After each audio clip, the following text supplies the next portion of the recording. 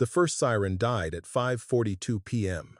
By 5:46, every phone in the west end of Halden County had lost signal. By 5:51, the new emergency alert board inside the sheriff's office showed nothing but a frozen red line moving toward the baseball fields.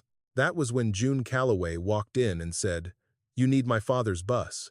The room went quiet for half a second. Then the superintendent laughed.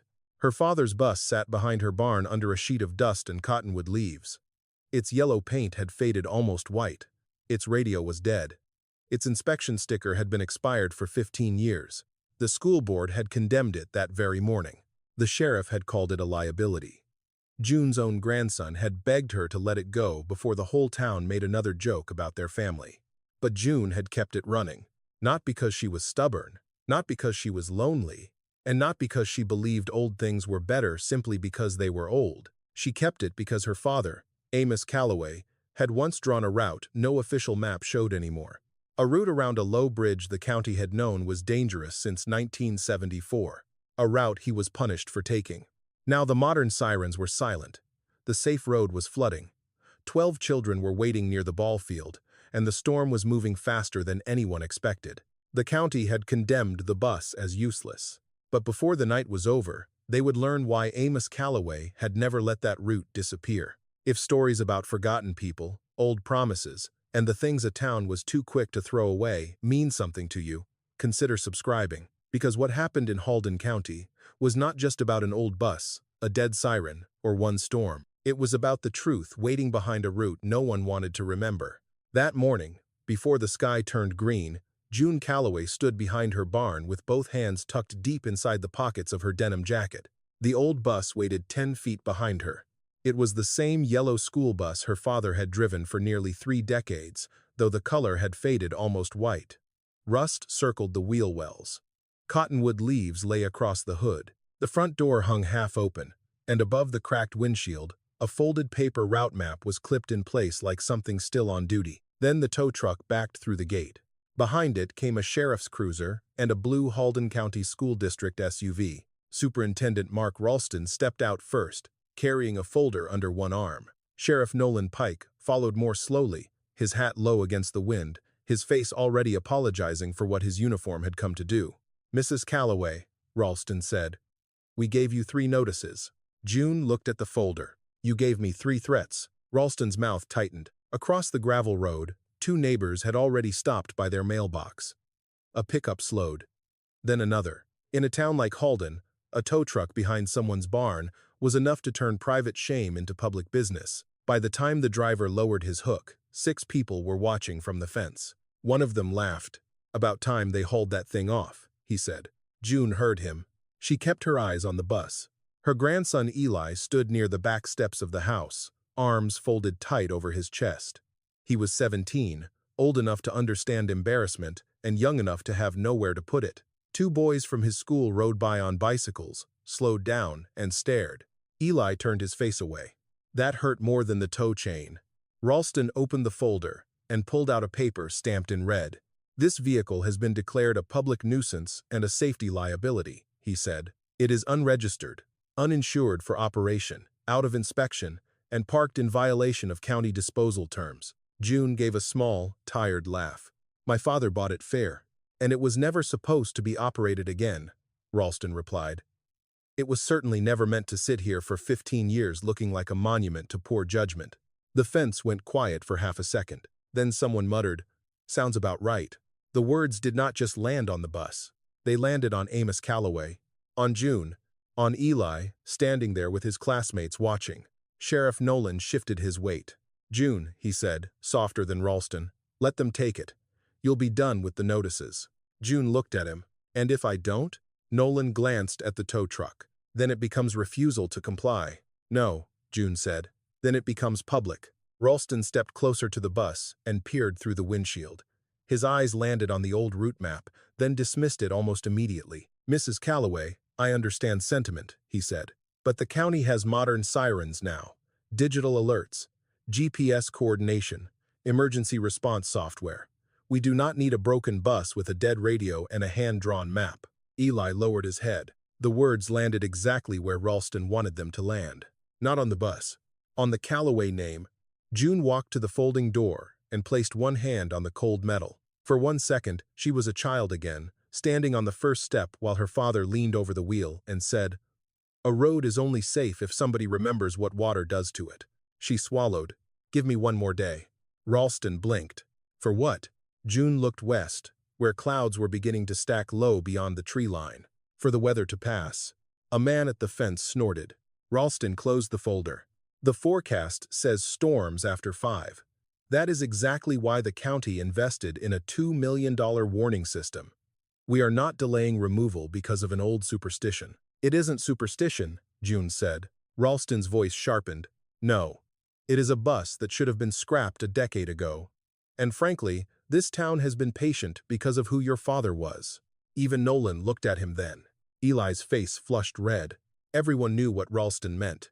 Amos Calloway, the driver who broke route in 1974, the man old board minutes still called reckless.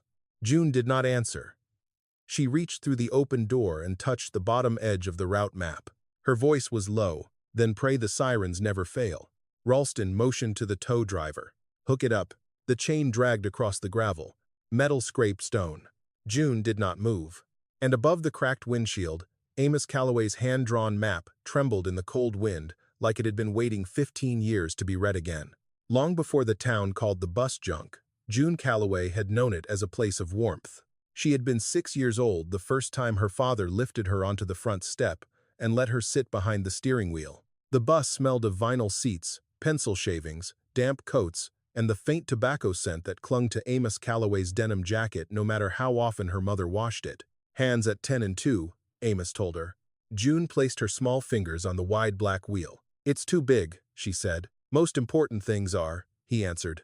Back then, everybody in Halden County knew Amos. He drove the east route in the morning and the west route in the afternoon, crossing pasture roads, creek beds, red clay slopes, and narrow bridges that groaned under rain. He knew which children needed an extra minute because their mothers worked nights. He knew which mailbox had no name, but always meant the Miller twins were waiting in the ditch grass. He knew where fog gathered before sunrise, where cattle broke fences, and where water crossed the road before it ever looked dangerous. He never trusted a road just because a map said it was safe. That was what June remembered most. Her father drove with one hand steady on the wheel and one eye always reading the land. If wind moved through the cottonwoods from the wrong direction, he slowed down. If ditch water turned brown too quickly, he chose higher ground. If a culvert sounded hollow under the tires, he remembered it. At the time, June thought every father knew such things. Only later did she learn most people had stopped listening. In the front of the bus, clipped above the windshield, Amos kept a paper route map, not the clean official one printed by the district, his own. Folded, refolded, marked in pencil and blue ink. It showed roads the county still maintained, roads it had forgotten, roads that washed out first, and roads that stayed passable when every official route turned bad. June used to ask why he marked some roads twice. "Because a road changes when the weather changes," Amos would say. And people forget that. He said it gently, but not lightly. Then came April of 1974. June was 9 that spring. Old enough to remember the color of the sky that afternoon, though not old enough to understand what it meant. The clouds turned low and green over the fields, and school let out early because of tornado warnings north of the county. Her mother had been standing at the kitchen window, twisting a dish towel in both hands, when the bus finally came over the hill nearly an hour late. June remembered running outside. She remembered the bus door folding open. She remembered children climbing down pale and quiet, some crying, some holding lunchboxes to their chests like shields. And she remembered her father's face. Not frightened, not proud, just tired in a way she had never seen before. That evening, 2 school board members came to the house. A county man came with them. They sat at the kitchen table while June listened from the hallway. Their voices stayed low, but certain words passed through the walls. Unauthorized route, unnecessary panic, liability, reckless judgment. Her mother told June to go to her room. June did not. She stayed in the dark hall and watched her father sit with his cap in his hands. He did not shout. He did not defend himself the way June wanted him to. He only stared at the checkered tablecloth while the men slid papers toward him. The next week, his name appeared in board minutes. Amos Calloway had deviated from an approved route during severe weather conditions. Amos Calloway had endangered district property. Amos Calloway had shown reckless disregard for procedure. No child had died. No bus had overturned. No parent had filed a public complaint. But the word reckless stuck to him like mud that never dried. June heard it at school. She heard it at church. She heard it whispered by adults who lowered their voices too late. For a while, she hated the bus. She hated the way people looked at it when her father drove past. She hated the old route map clipped above the windshield. She hated how Amos kept driving for a few more years, then retired early with less pension than he had been promised. She hated most of all that he never explained. "Why don't you tell them?" she asked him once, when she was 16. Amos had been changing the oil behind the barn. His hands were black to the wrist, his sleeves rolled high, his driver's cap hanging from a nail beside the bus door. He did not answer right away. June stood there, angry and young, wanting him to be the kind of man who would march into town and make everyone take the word back. Finally, Amos wiped his hands on a rag and looked toward the West Road. "Some truths cost more than folks are ready to pay," he said. June hated that answer. It sounded like surrender. Years passed. June left Halden for a while, then came back after her mother got sick. Amos grew quieter. His hair went white. His hands shook a little when the weather changed. But every first Monday of the month, he still walked out to the bus, checked the tires, turned the key, listened until the engine settled, and touched the route map before shutting the door. After he died, June found one sentence written on the back of that map. "If the sirens ever fail, don't take County Road 9. There was no explanation beneath it. No confession. No proof. Just those words in her father's careful handwriting. June folded the map back the way he had left it and clipped it above the windshield. Then, the next first Monday, she walked to the bus, sat in his seat, and turned the key. The engine coughed, groaned, and caught. For one breath, it sounded like Amos was still there. That was why she kept it running. Not because she had forgiven the silence, not because she understood it, but because some part of her still believed that one day, the thing her father refused to say aloud would finally find its way back to the road. And until that day came, June Calloway was not ready to let the bus die. To everyone else in Halden County, the bus was a thing that should have disappeared. They saw the peeling yellow paint, the cracked windshield, the dry rot around the window seals. They saw rust freckles along the hood and brown stains beneath the steps where rainwater had eaten into the metal. They saw the dead inspection sticker still clinging to the lower corner of the glass, 15 years out of date. They did not see what June saw. June saw her father's hands. She saw the worn, smooth place on the steering wheel, where Amos's left thumb had rested for thousands of miles. She saw the pencil mark he had made beside the fuel gauge, because the needle lied when the tank was below a quarter. She saw the small mirror he had angled not for himself, but for the seat where the smallest children used to sit when they were scared of storms. The bus was not pretty. June knew that. The seats were split. The rubber floor had faded gray. Dust gathered in the corners no matter how often she swept. The radio mounted under the dash had been dead for years, and the district had used that fact in every notice they sent her. But Amos had never trusted that radio anyway. He had trusted backup. Under the driver's seat, wrapped in oilcloth, June kept a hand crank, 2 road flares, a flashlight with fresh batteries, 3 folded ponchos, tire chains, a first aid kit, a whistle, and a small notebook where she recorded every time the engine turned over. The horn still worked if you knew where to press. The folding door still opened by hand when the airline failed. The heater rattled, but it pushed warm air after 10 minutes. The engine sounded rough to strangers, but to June it had a rhythm, a tired rhythm, not a dead one. Once a month, she checked the oil. Twice a year, she replaced belts that did not need replacing yet. Every fall, before storm season turned cold, she jacked up the front end, inspected the tires, and cleaned the battery posts with baking soda and an old toothbrush. Eli used to watch from the porch, pretending not to. "You know it can't legally carry anybody, right?" he said one Saturday morning. June was kneeling beside the front tire, with a pressure gauge in her hand. "Legally and mechanically are not the same thing," she said. "That's what people say before they get arrested." June almost smiled, but Eli did not. He stared at the bus with the kind of anger that came from being laughed at for something you did not choose.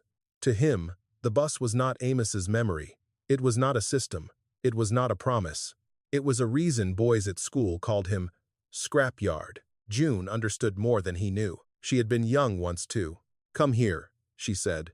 Eli hesitated. "I'm not helping fix it. I didn't ask you to." He came down the steps anyway, slow and suspicious. June climbed into the driver's seat and reached above the windshield.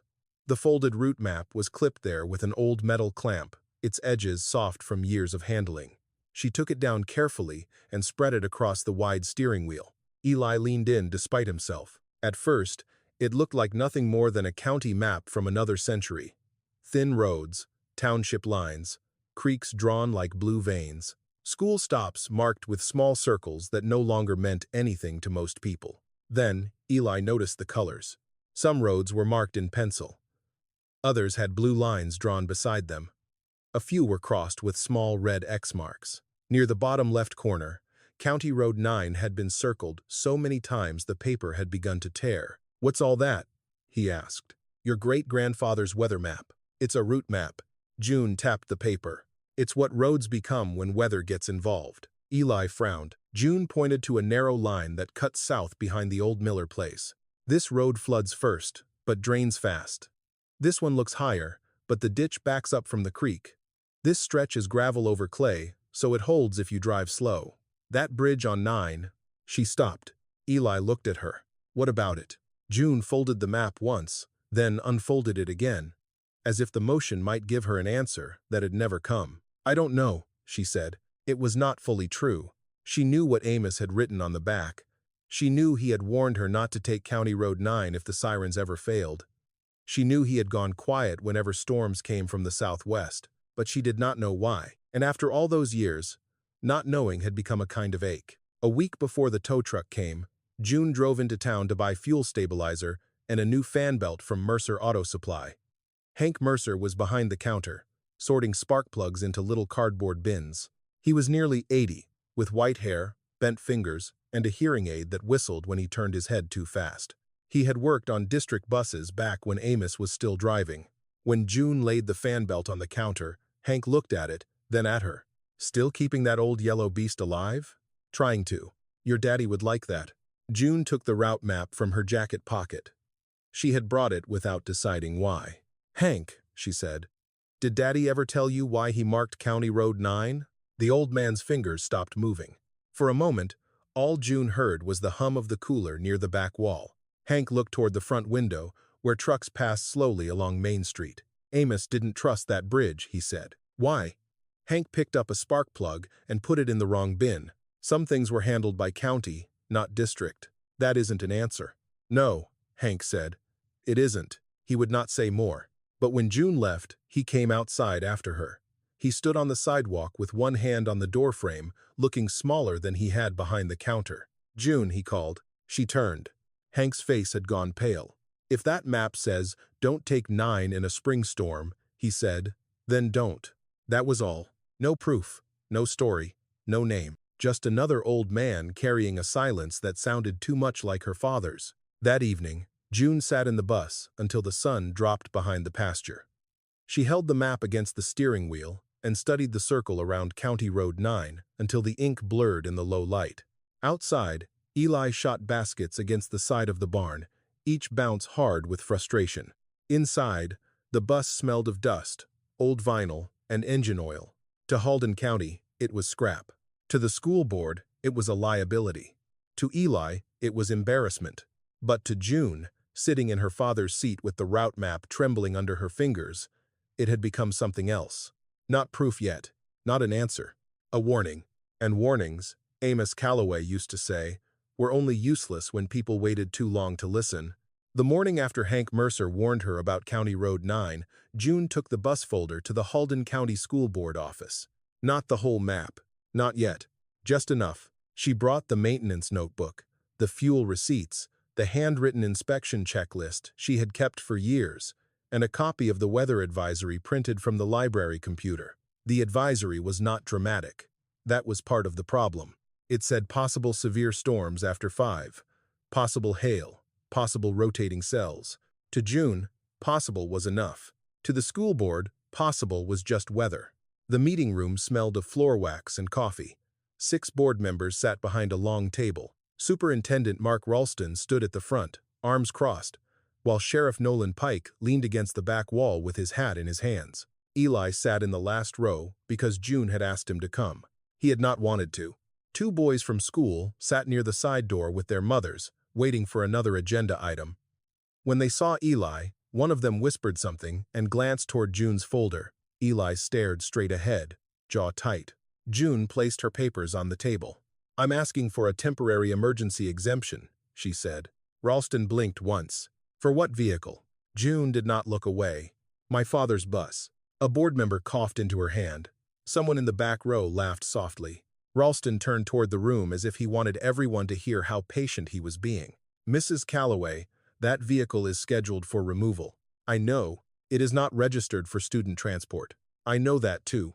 It has a dead radio, expired inspection, and no district authorization." June opened her notebook. "It has new belts, charged battery, usable tires, hand-operated door, working horn, tire chains, emergency flares, first aid supplies, and a route that avoids low crossings if the sirens go down." That brought a larger laugh. "Not from everyone, but enough." Ralston lowered his chin. "If the sirens go down?" June nodded. "That is what backup plans are for." "We have backup plans," he said. "Digital alerts, county dispatch, storm coordination with the sheriff's office, and approved evacuation routes." "Approved by who?" The room quieted slightly. Ralston smiled without warmth. "By people currently responsible for public safety." June felt the sentence land. Currently, not Amos. Not old drivers. Not dead men with pencil maps. She reached into her folder and pulled out the printed weather advisory. "There are ball practices scheduled west of town this afternoon," she said. "If the storm line shifts south, those fields are cut off by low roads on 3 sides." Sheriff Nolan straightened a little. "How do you know that?" June looked back at him. "Because my father knew it." Ralston sighed. "And there it is." Eli lowered his head. June heard one of the boys near the side door whisper, "Graveyard bus." The other boy snickered. She saw Eli's ears turn red. Ralston took 1 step closer to the table. "Mrs. Calloway, with respect, your father's judgment in severe weather is exactly why this district cannot rely on his old notes."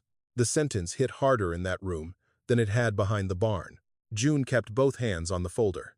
"My father brought every child home." "He broke route," Ralston said. "He brought every child home. By luck."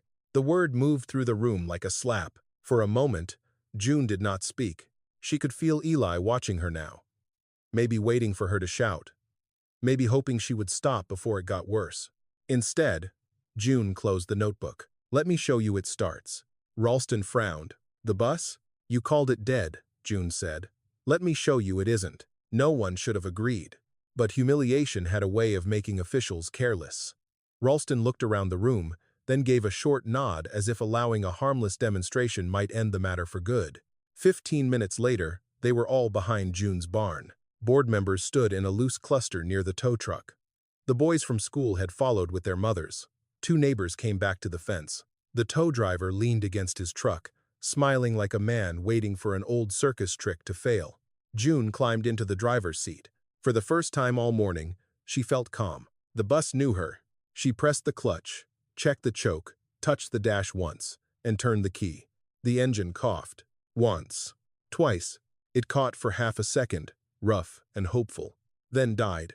A laugh broke from the fence. June tried again. The starter groaned. The engine turned, coughed, shuddered, and went silent. Ralston looked at the board members. "That is enough." June turned the key a 3rd time. Nothing but a dry click. Behind her, Eli whispered, "Grandma, stop." But she did not stop because something was wrong. Not old wrong. Not engine wrong. She knew the sound of a weak battery. She knew the sound of bad fuel. She knew the sound of an engine that wanted to live and could not get what it needed. June climbed down slowly and opened the hood. Ralston's voice came from behind her. "Mrs. Calloway, I think you have made the district's point." Someone laughed again. This time louder. The tow driver shook his head. "Dead is dead." June did not answer.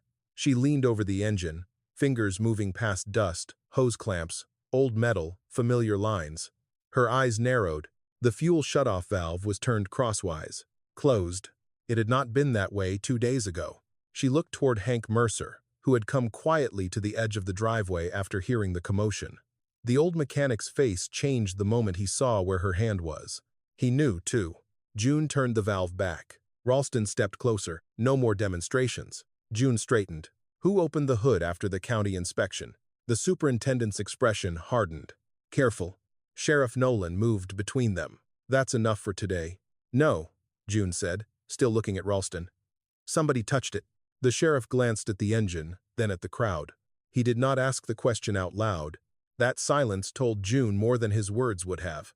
Ralston pulled the removal order from his folder and signed the bottom line against the hood of his SUV. This vehicle is to be removed by 4 o'clock, he said. If you interfere, Mrs. Calloway, the district will file refusal to comply, and the sheriff will do his job. Eli stepped off the porch. For 1 second, June thought he might stand beside her. But he looked at the boys by the road, then at the bus, then at the ground. Please, he said quietly, just let it go. That hurt worse than the laughter. June looked west. The clouds were still distant, but they had thickened into a dark shelf along the horizon. She folded the maintenance notebook against her chest and said nothing as the board members walked away. Behind her, the bus sat with its hood open and its route map visible through the cracked windshield. The town thought it had watched an old machine fail. June knew it had watched someone make sure it could not speak.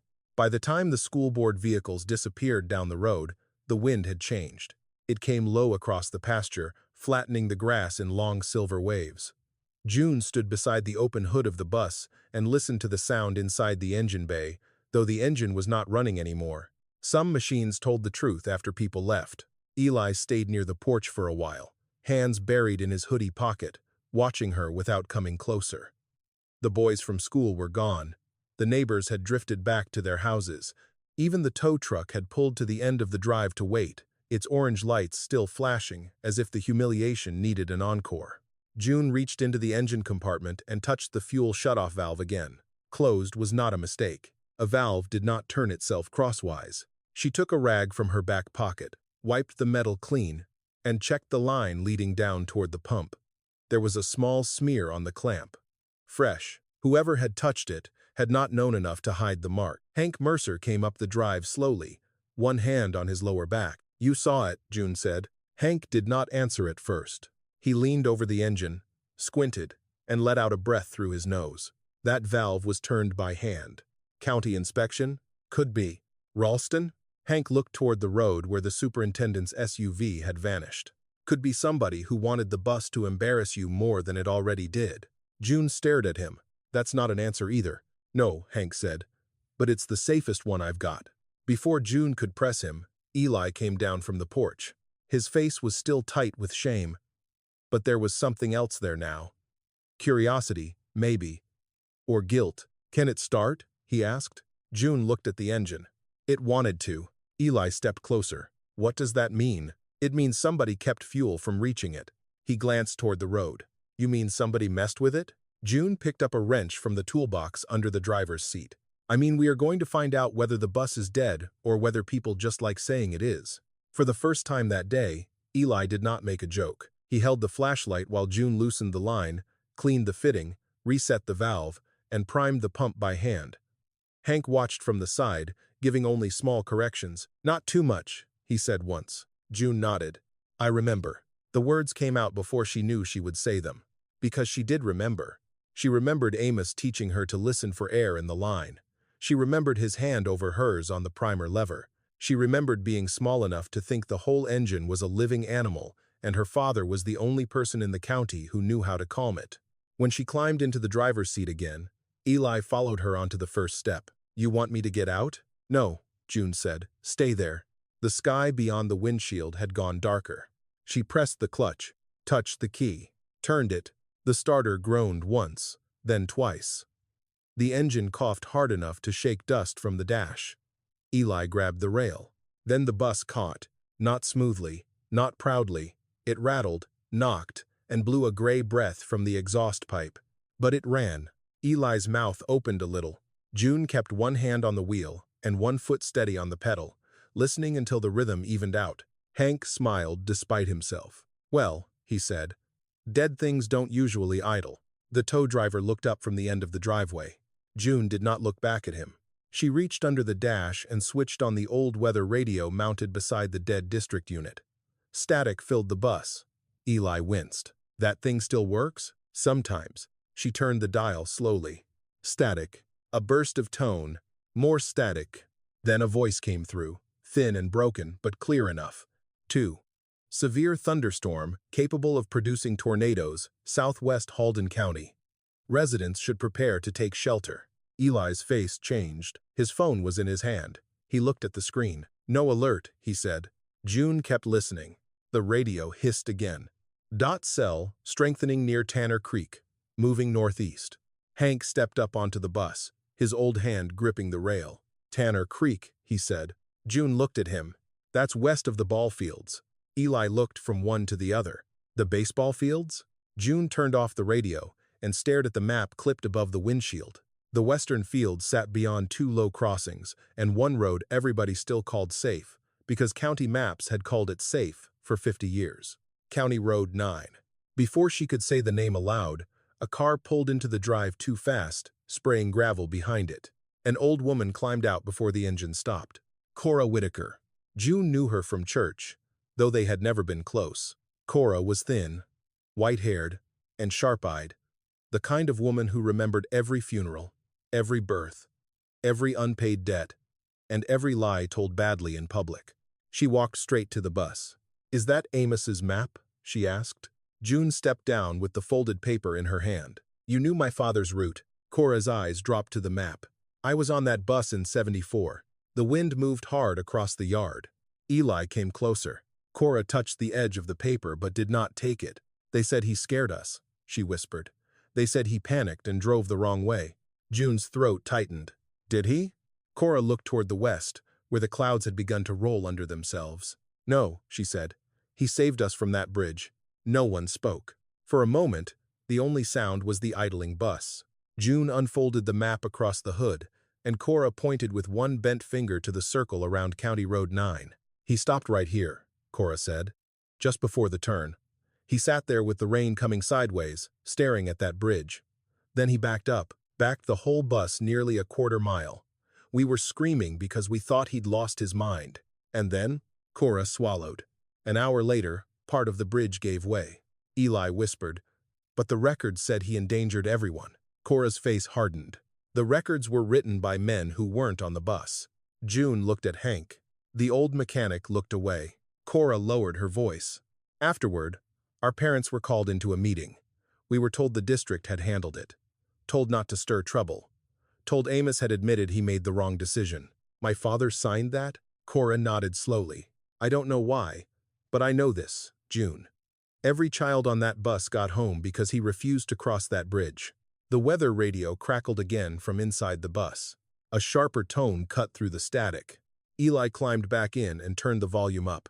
"Tornado warning issued for western Halden County. Shelter immediately. Recreational fields near Tanner Creek should evacuate." June closed her eyes for half a second.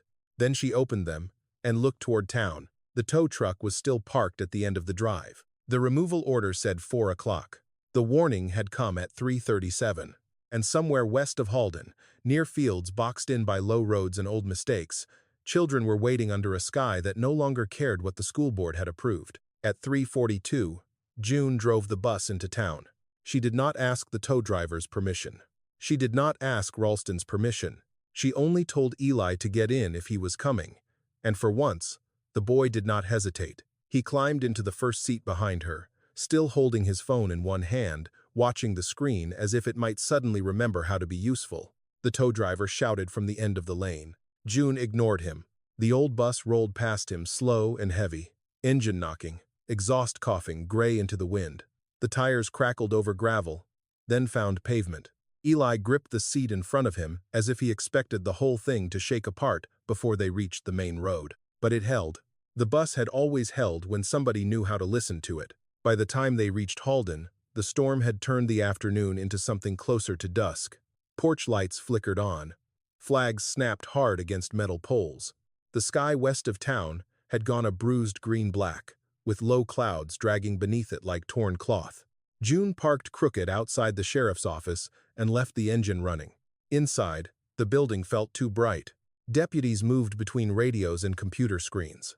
Mark Ralston stood near the dispatch counter, phone pressed to his ear, speaking too loudly to someone who was clearly not answering fast enough. Sheriff Nolan Pike stood before the emergency alert board, watching a red storm cell crawl toward the western edge of the county. June walked in with the route map under one arm. "You need my father's bus," she said. The room went quiet for half a second. Then Ralston laughed, not because anything was funny, because laughter was the only tool he still trusted. "Mrs. Calloway," he said, lowering the phone, "this is not the time. It is exactly the time." Nolan looked from her to the map. "June, we have units moving." "Where?" "To Tanner Creek Fields." "Which road?" Nolan pointed to the map on the wall behind dispatch. "County Road 9 to Mill Cutoff, then north." June felt something cold move through her chest. "No." Ralston rubbed his forehead. "Not this again." June spread Amos's map across the dispatch counter. The paper jumped in the draft from the front door. Eli stepped beside her and held down one corner. "Road 9 floods from the creek side," June said. "The bridge looks higher than the road, but the south bank washes first. If they take a loaded van or patrol car across it in this storm, they may not get back." Nolan stared at the old pencil lines. Ralston did not. "The county bridge report says Road 9 is passable unless water reaches the white marker," he said. "My father marked it unsafe before that." "Your father is not the county engineer." "No," June said. "He was the man who got children home when county engineers were wrong." The words landed hard enough that even the deputies stopped moving. Then the first siren died. No one knew it at first, not clearly. A dispatcher touched her headset and frowned. "West Tower just dropped." Nolan turned. "Dropped how?" "No signal return." Ralston stepped toward the console. "That happens in high wind. It'll reset." At 5:46, Eli's phone lost service. Then the deputies, then Ralston's. One by one, little glass rectangles became dark mirrors in people's hands. At 5:51, the emergency alert board froze.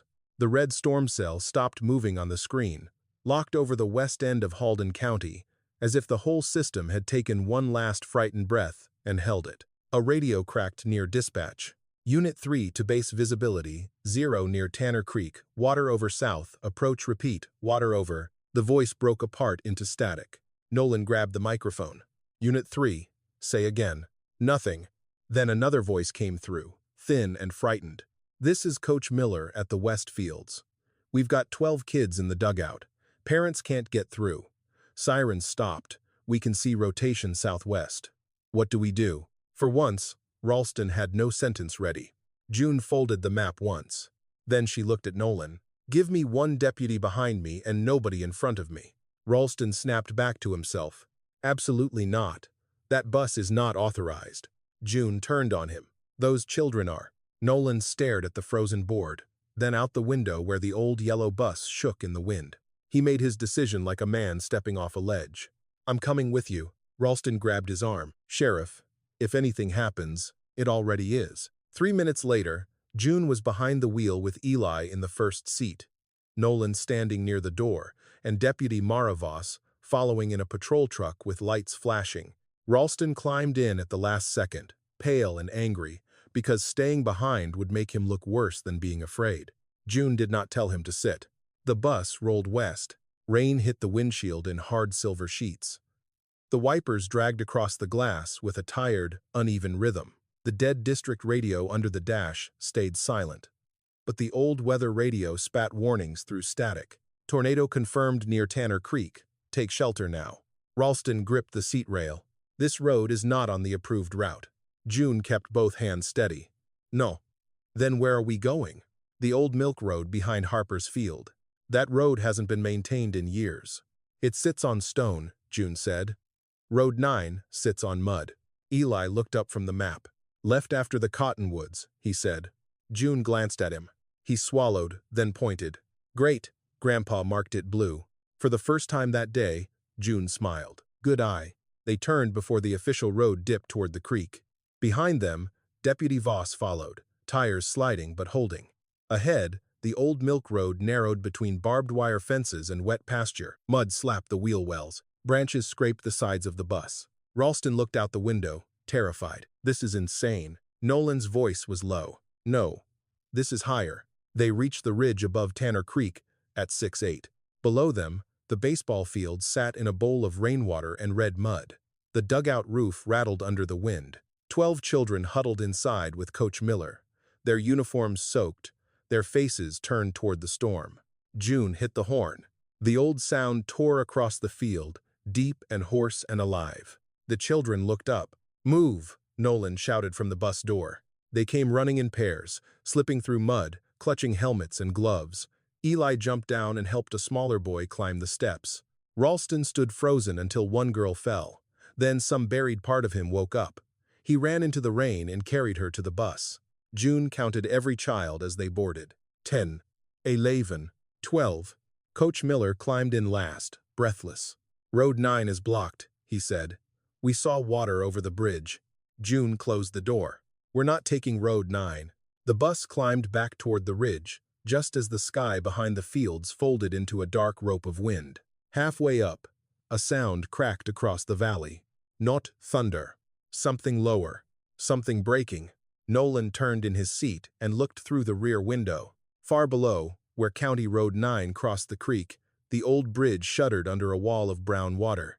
Debris struck the south side. The rail bent. Then a section of the approach dropped away, as if the ground beneath it had simply let go.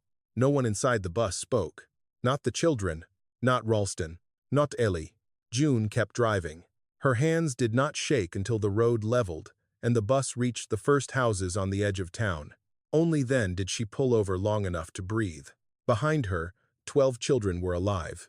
Ahead of her, Halden County waited with its dead sirens, frozen screens, and official maps. And somewhere between the two was the truth Amos Calloway had been punished for knowing. By the time June brought the bus back into Halden, the storm had moved east, but the town had not yet understood what had happened. Parents ran into the school gym where the children had been taken for shelter.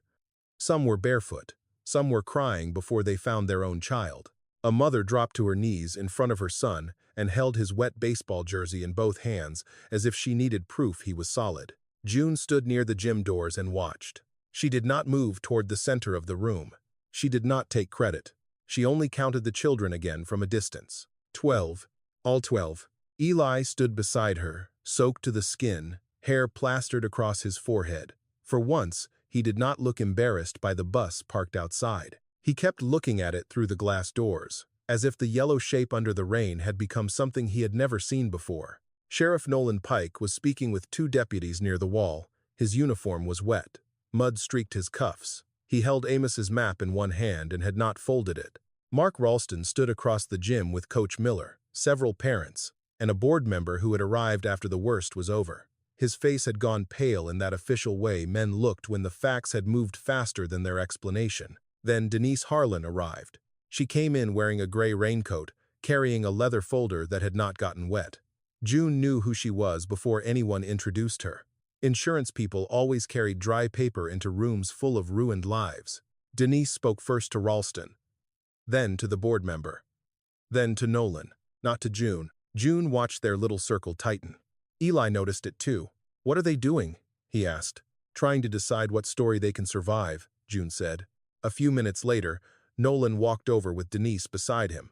"June," he said, "we need to talk." Denise gave a professional smile. "Mrs. Calloway, first, let me say everyone is grateful the children are safe." June looked at the folder in her hand. "But?" Denise's smile did not change. "But the district needs to be very careful about how this incident is described. You operated an unregistered, uninsured, condemned vehicle during an active emergency without authorization." Eli stepped forward. "She saved them." Denise looked at him as if he were furniture that had spoken. "No one is disputing the outcome." "The outcome?" Eli said. June touched his arm. Nolan's eyes moved away from hers. Denise opened the folder.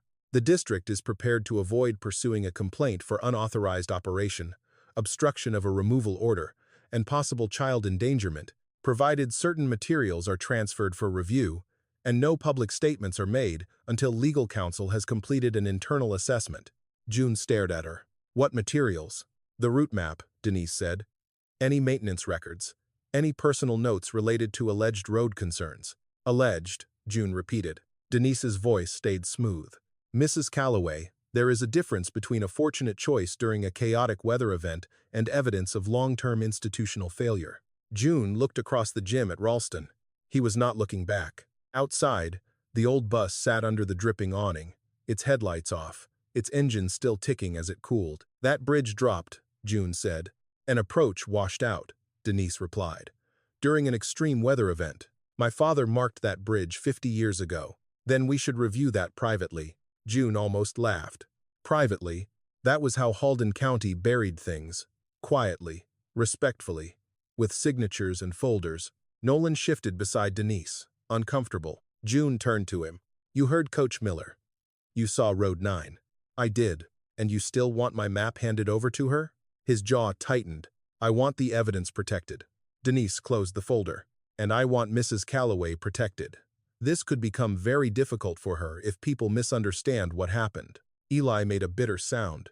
They already misunderstood for 50 years. Denise looked at him again, colder this time. June felt the room tilt slightly. Because part of her wanted to take the offer. That was the shameful truth. Her roof leaked over the back bedroom. The property taxes were overdue by 2 months. The old bus had eaten more money than she had ever admitted to Eli. And if the district decided to make an example of her, she did not have enough savings to fight them. Denise knew that. People with folders always knew where to press. "What exactly are you offering?" June asked. Nolan looked at her quickly. Denise softened her tone. "No charges. No civil claim from the district. A written acknowledgement that your actions contributed to the safe recovery of the students. And a confidential hardship payment for property damage, legal exposure, and future compliance." "Future compliance," June said. "You would agree not to operate the bus again and not to release unverified claims about the 1,974 incident or current county infrastructure." Ellie stared at her. "Grandma." June did not answer, because she could hear Amos in her memory. Some truths cost more than folks are ready to pay. For years, she had hated that sentence. Now she understood its trap. Truth did not arrive like a reward. It arrived like a bill.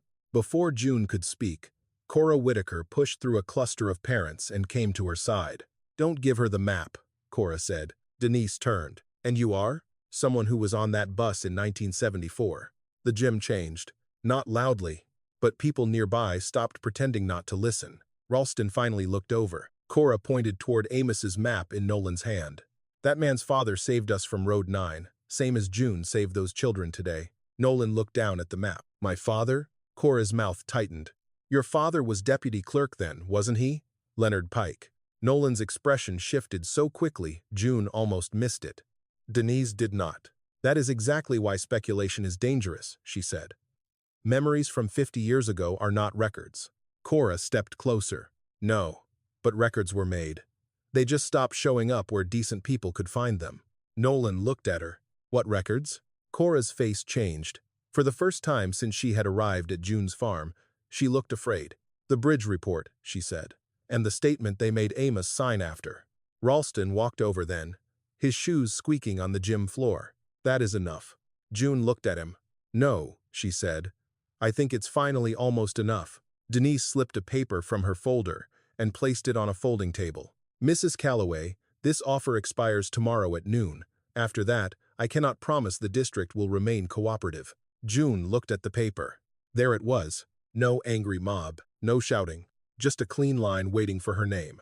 A way out, a way back into silence. Eli stood beside her, breathing hard. For the first time, he did not look ashamed of the bus. He looked ashamed that he had ever been ashamed. June folded her hands once to stop them from shaking. "Tomorrow at noon," Denise said. Then she walked away. Nolan did not follow immediately. He looked at the route map again, especially at a small notation near County Road 9 that June had never understood. "L'épée file copy." His face drained of color. June saw it. So did Ellie. Nolan folded the map carefully and handed it back to her. "I know where my father kept old county boxes," he said quietly. Ralston turned sharply. "Sheriff." Nolan did not look at him. "Not tonight," he said. "Tonight those children go home." June took the map. Outside, the rain softened to a whisper on the gym roof. But the real storm had only just reached Halden County. And this one was not moving east. It was moving backward, toward 1,974. Nolan Pike did not take June to the courthouse that night. He waited until the children had gone home, until the gym lights were dimmed, until the last deputy finished checking the flooded roads east of town. Then he called June from a number she did not recognize and said only one sentence: "Bring the map to the old road office." The old Halden County Road Office sat behind the current courthouse, in a brick building with boarded basement windows and a roof that had needed replacing for 20 years. Most people thought the building was empty except for salt spreaders, broken signs, and old survey equipment no one wanted to inventory. June arrived a little after 10. Eli came with her. Cora Whitaker was already there, wrapped in a coat too thin for the wet night. Hank Mercer sat in his pickup nearby, engine running, headlights aimed at the loading door. Nolan stood beneath the overhang with a ring of county keys in his hand. He looked older than he had that afternoon. "You sure you want us here?" June asked. "No," Nolan said. "But I think that's the point." He unlocked the side door. Inside, the building smelled of dust, wet concrete, paper, and mice. Nolan led them past old traffic cones, faded road signs, and filing cabinets with labels curling off the drawers. At the back, a narrow stairway led down to a basement room where cardboard record boxes sat on metal shelves. Eli shined his flashlight over the handwritten labels: bridge maintenance, storm drainage, culverts, road claims. Most boxes were dated. Some were not. A few had been relabeled so many times that the old ink bled through the newer marker. Nolan stopped in front of a shelf near the rear wall. "My father used to bring boxes here after the courthouse moved records," he said. "He told me old files were boring. Told me county work was mostly keeping paper dry." His voice was steady, but his hand was not. June unfolded Amos's route map on top of a metal cabinet. Nolan pointed to the small notation near County Road 9. "L'épée file copy." "Leonard Pike," he said. Cora whispered, "Your father." Nolan nodded once. Then he began pulling boxes. It took 20 minutes to find the first piece. Not in bridge maintenance. Not in road claims. In a box marked school lunch vendor contracts, 1,971, 1,978. Eli almost missed it. The folder was thin, tucked flat against the bottom, its tab turned backward. Across the front, in faded blue pencil, someone had written CR 9. South Approach, weather event. Nolan opened it. No one spoke. The first page was an inspection memo dated the 18th of March, 1974. County Road 9 bridge south bank unstable during repeated saturation. Timber support shifted 3.5 inches from prior measurement. Recommend immediate closure to heavy vehicles during spring storm conditions. June read the words twice before they settled. Heavy vehicles. Spring storm conditions. A school bus full of children. Her father had not guessed. He had known. Hank removed his cap and held it against his chest. "I heard talk," he said softly. "Back then, I was young. I thought grown men would fix what needed fixing." Cora's eyes filled. They didn't. The next page was worse. A letter from Amos Calloway to the district transportation supervisor dated the 2nd of April, 1974. June recognized his handwriting before she read a word. "I am requesting written authority to alter the west route during severe weather until County Road 9 bridge is repaired or formally cleared. I will not carry children across that bridge in spring storms." Below that, another note, written by someone else. Request denied. Driver instructed to follow approved route unless direct obstruction visible. June pressed her hand over her mouth. Eli leaned closer. "He warned them," he said. No one answered, because the room already had. Nolan turned another page and found the meeting minutes from the 11th of April, 1974. But this copy was different from the public board minutes June had seen years ago. This one had handwritten corrections in the margin. Driver deviated from route due to claimed bridge instability. Children delivered safely. County engineer absent. Parents not notified of prior inspection recommendation. Then, beneath those lines, in darker ink, revise for public minutes. Remove inspection reference. Nolan shut his eyes. For a moment, he looked like he might be sick. "That's my father's handwriting," he said. June looked at him. "You're sure? I grew up seeing it on birthday cards and grocery lists." The basement felt smaller. Rain tapped somewhere overhead through a broken gutter. Cora sat down on a wooden crate. "They told our parents," Amos panicked, she said. They said if people started blaming the county, school transportation could be suspended. Some families had no other way to get children to school. They scared people quiet. Hank looked at the folder. And Amos? Nolan turned the next page. There it was. A statement signed by Amos Calloway on the 12th of April 1974. I accept responsibility for deviating from the approved route without direct authorization. I understand this action caused administrative risk to the district. I agree not to publicly dispute the board's finding. June stared at the signature. Amos Calloway. Steady. Careful. Familiar. For years, that signature had been a locked door in her mind. Proof that her father had accepted the word reckless because maybe some part of it was true. But stapled behind the statement was a second sheet. Not public, not typed. A handwritten note, unsigned, but unmistakably Amos. If this statement keeps the children's families out of court and keeps June from losing her district scholarship, I will sign it. But the bridge must be repaired before another bus crosses in spring weather. If it is not, this paper is not a confession. It is a warning. June could not breathe. Eli read it over her shoulder, then looked at her differently than he ever had before. He did it for you, he said. June shook her head once, not denying it, only unable to carry it. For all of them, she whispered. Nolan kept reading. The consequences were all there, hidden in quiet pages. Amos's early retirement. Reduced pension recommendation due to disciplinary finding. Transportation scholarship note for June marked approved after settlement of driver matter. Parent complaint drafts never mailed. Bridge repair invoice delayed 2 years, then marked partial stabilization only. A 1,986 review noting continued washout risk under extreme storm runoff. A 2009 digital route audit that copied old bridge status without reinspection. The lie had not just hurt Amos. It had taught the county how to keep using a dangerous road. It had let officials avoid telling parents their children had once been placed on a bridge already flagged as unsafe. It had cut Amos's pension, leaving June's mother to take extra laundry work when his health failed. It had made June grow up ashamed of a man who had traded his own name for hers. It had let every superintendent after 1974 trust a record that had been cleaned before they inherited it. And that afternoon, it had nearly sent 12 more children toward the same crossing. Nolan placed both hands on the cabinet. My father moved this file. June looked at him. He was a clerk. He was the clerk who made the public minutes.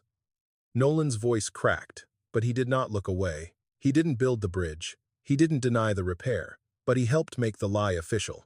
Cora wiped her cheek with the back of her hand. Leonard knew? Nolan nodded.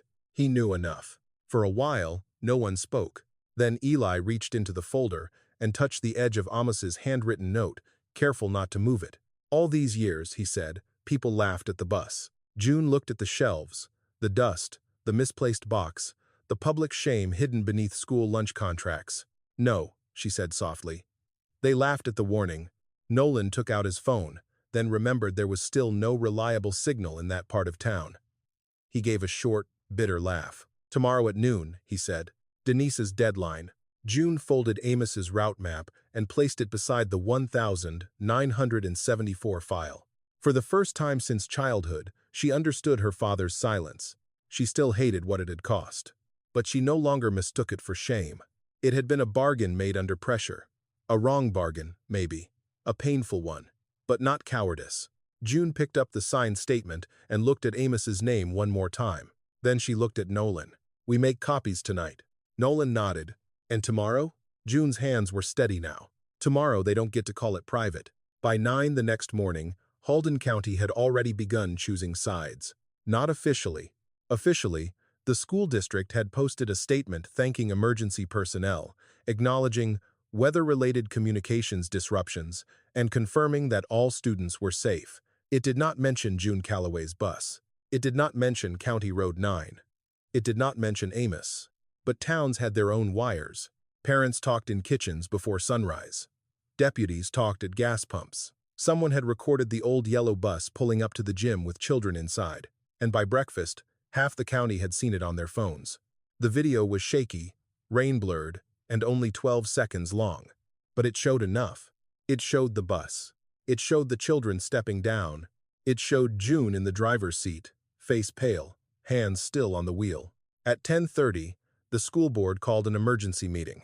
By 10:45, the room was full. June arrived with Eli on one side and Cora Whitaker on the other. Sheriff Nolan Pike came in behind them carrying a sealed folder and a face that told everyone he had slept less than an hour. Hank Mercer stood along the wall. Coach Miller sat with three parents near the front. Mark Ralston was already at the board table. So was Denise Harlan. The route map lay in front of June, folded into a neat square.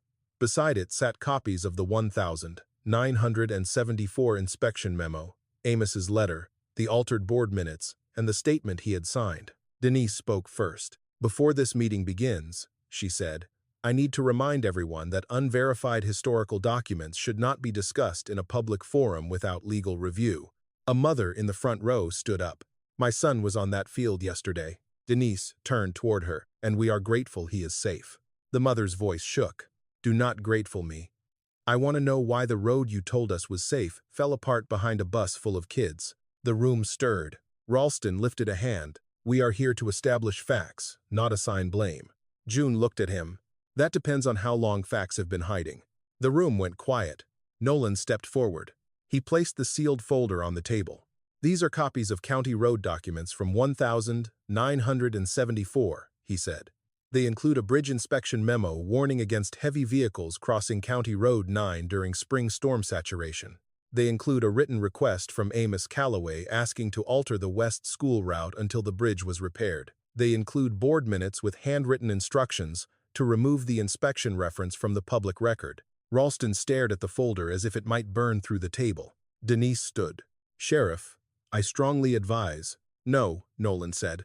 The word surprised even him. He looked at June, then at the room. "No more advising people back into silence." Cora closed her eyes. Nolan opened the folder. "My father, Leonard Pike, was a county clerk in 1974. His handwriting appears on the corrected minutes. That does not make him the only person responsible, but it makes him part of how the truth disappeared. I am not proud of that, but I am more ashamed that it almost disappeared again." No one spoke. That was the first apology of the day. Not perfect, not enough, but real. Ralston's face had changed. He looked less like a superintendent now, and more like a man standing at the edge of a hole he had not dug, but had nearly covered with his own hands. He reached for the inspection memo. Denise stopped him. "Mark." He pulled his hand back. For a moment, June thought he would hide behind her again. Behind procedure, behind liability, behind words like review and internal assessment. Instead, he looked toward Coach Miller. How close were they to Road 9? Coach Miller swallowed. "If June had followed the official route, we would have tried to cross it. That's the truth." A father in the second row slammed his palm against the chair in front of him. "My daughter was on that bus yesterday." Ralston shut his eyes. When he opened them, he looked at June. "I was wrong about the bus," he said. June did not answer. He swallowed. "And I was wrong to use your father's record against you before I understood who wrote it." Still, June said nothing. Because apology was easy once the room was watching. The harder thing was what came next. Eli stood before June could stop him. His voice was not loud, but it carried. "I was embarrassed by that bus," he said. "I wanted her to get rid of it. I let people laugh because it was easier than asking why she kept it." He looked at the board table. "And I think that's what this whole town did to my great-grandfather." June's eyes burned. Eli kept going. "You all called him reckless because the paper said so. I called the bus junk because everybody else did. But yesterday, when the phones died, that old map knew more than the emergency system. And if we put this back in a folder, then we're doing the same thing they did in 1974. This time, no one laughed. Denise gathered her papers. "The district still faces exposure," she said. "Any public admission could expand civil liability." Cora turned toward her. "Good." A few people murmured agreement. June finally stood. The room shifted toward her. She placed Amos's route map flat on the table. "I don't want revenge," she said. "If I did, I would have started years ago, even without proof. I don't want my father turned into a statue so everybody can feel better and go home. I want the route fixed. I want the record corrected. I want every driver in this county trained on what to do when the system fails. And I want Amos Calloway's pension finding reopened, not because money fixes his name, but because names matter in paper." Ralston nodded slowly. Denise looked furious. Nolan said, "The sheriff's office will support release of the records." A board member whispered to Ralston. He nodded once. Then he did something June had not expected. He pushed the district's prepared statement aside. "We will suspend use of County Road 9 for school transportation immediately," he said. "We will request independent inspection of all low-water crossings. We will create a manual emergency route program using driver knowledge, paper maps, and radio backup. And we will petition to amend the disciplinary finding against Amos Calloway." Denise's pen stopped moving. Ralston looked at June. "If you are willing, Mrs. Calloway, I would like you to help build that program." June stared at him. All her life, people had wanted the bus gone. Now they wanted what it remembered. She looked at Eli. He gave the smallest nod. June placed her hand on the route map. "I'll help," she said, "but not alone. Eli learns too. So do the younger drivers. And the first lesson is this: no system is safe if it teaches people to ignore the warning right in front of them." A mother began to cry quietly. Coach Miller stood. Then, one by one, parents stood too. Not for Ralston, not for the board, for June, for Amos, for the 12 children who had come home, and for the truth that had taken 50 years, one failed siren, and an old yellow bus to reach the room. By the time spring returned to Halden County, the old bus no longer sat behind June Calloway's barn. For a while, people expected it to become a monument. They expected the district to park it outside the school. They expected a plaque, maybe a ribbon cutting, maybe a small crowd with cameras, speeches, and Mark Ralston standing beside the door of the bus he had nearly sent to scrap. June refused. Not because she was angry. She had been angry long enough. She refused because Amos would have hated seeing the bus turned into something people only looked at. He had never kept it to be admired. He had kept it ready. He had kept it useful. And if there was one thing June finally understood about her father, it was this: he trusted action more than praise. So the bus was moved, carefully, to the old district maintenance garage. Hank Mercer inspected it first. He spent an entire Saturday under the hood, tapping bolts, checking lines, listening to the engine with a mechanic's patience. When he was done, he wiped his hands on a rag and gave June the truth. "She'll run," he said, "but she shouldn't carry children anymore." June nodded. She had already known. Some endings did not require denial. A week later, they began taking the bus apart, not all at once, not like scrap, not like shame. The horn came out first. It was cleaned, rewired, and mounted on the wall of the new emergency route training room. Every new driver had to press it once before their first drill, not as ceremony, but as reminder. When digital systems failed, sound still mattered. The folding door was removed next. Its yellow paint was chipped, its handle worn smooth by decades of children climbing in from rain, dust, snow, and fear. June asked that it be placed near the entrance of the garage, not polished too much. Under it, a small sign read, "Know the road before the road disappears." The steering wheel went into the training room, mounted low enough that young drivers could touch it. June did not want it behind glass. She wanted hands on it. She wanted people to feel the worn place where Amos's thumb had rested. And the map stayed alive. A high-resolution copy went to every school vehicle. A laminated version hung beside the new digital routing screen in the sheriff's office. The original was kept in a flat drawer at the county archive. Not hidden this time, not mislabeled, not buried beneath lunch contracts. On its folder, Nolan Pike wrote in black ink, "Amos Calloway Emergency Route Map Public Access. Copy available." He wrote it himself. Then he stood there for a long time with the pen still in his hand. Leonard Pike died years before anyone could ask him all the questions that remained. Nolan never pretended that made the matter clean. At the first driver training, he stood before the room and said his father had helped make the lie official. He did not ask for forgiveness. He did not explain it away. He only said, "My job now is to make sure no file in this county disappears because it embarrasses the people in charge." That was the most honest thing anyone from the Pike family had said about 1974. Mark Ralston attended the trainings too, but he no longer stood at the front unless June asked him to. He signed the funding papers. He suspended Road 9 from school transportation until the independent bridge replacement was complete. He approved paper maps in every vehicle and manual radio checks before storm season. Sometimes people thanked him. He always looked uncomfortable when they did. June did not mind that. Discomfort, she had learned, could be useful if it kept a person awake. Eli became the youngest volunteer in the emergency route program. At first, he came because June told him to. Then he came because he understood. He learned to read a culvert by the sound of water moving beneath it. He learned why gravel over clay could lie under tires. He learned which ditches filled from the creek side and which roads looked low but drained quickly. He learned how to fold a map, so the important part opened first. One afternoon, after a drill, June found him sitting in the driver's seat of a new district bus, studying a paper map while the digital screen glowed uselessly beside him. "You know that thing works," she said, nodding toward the screen. Eli looked up. "I know. Then why the paper?" He smiled a little. "Because batteries don't remember rain." June laughed then. Not loudly, but enough.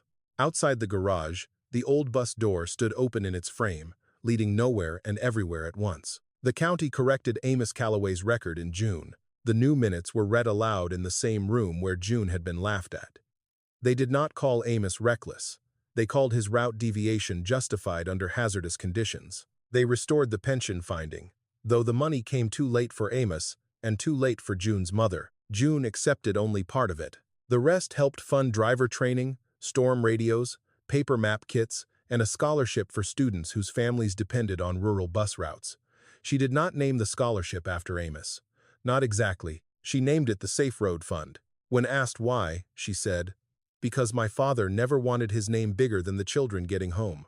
That summer, on the first Monday of the month, June walked into the maintenance garage before sunrise.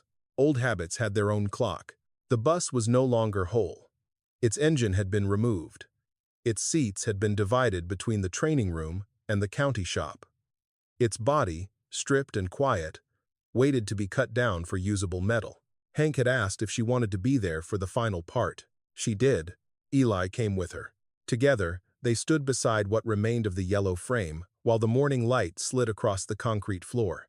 June reached through the empty front opening and touched the place where the steering wheel had once been. For a moment, she was 9 years old again. For a moment, Amos was leaning over the wheel, telling her that a road was only safe if somebody remembered what water did to it. Eli stood quietly beside her. "You okay?" he asked. June looked at the open frame, the missing wheel, the bus that had finally done all it had been kept alive to do. "Yes," she said, "I think I am." Outside, a new school bus started in the yard. Its engine was smoother, its paint was brighter, its radio worked. On the dash, clipped beside the digital screen, was a paper map marked in blue. Eli picked up his training folder. "You coming?" he asked. June looked once more at the old bus. Then she followed him toward the sound of the new engine. The bus had been called junk once. June never corrected them anymore. She only knew it had run long enough for 12 children to get home, for one dead man's name to stand upright again, and for the truth to catch up to the road.